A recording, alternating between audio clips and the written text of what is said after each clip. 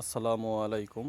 আপনারা দেখতে পাচ্ছেন এখানে তেলাপিয়ার একটি প্রজাতি, যেটা আসলে ক্যামেরাতে ওইভাবে উপস্থাপন করা যাচ্ছে না যেটা আসলে সাইজ কত। এটা আসলে একটি কিং সাইজ, দানবীয় সাইজ।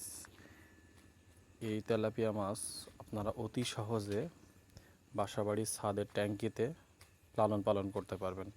দেখেন মাছের সাইজটা কত।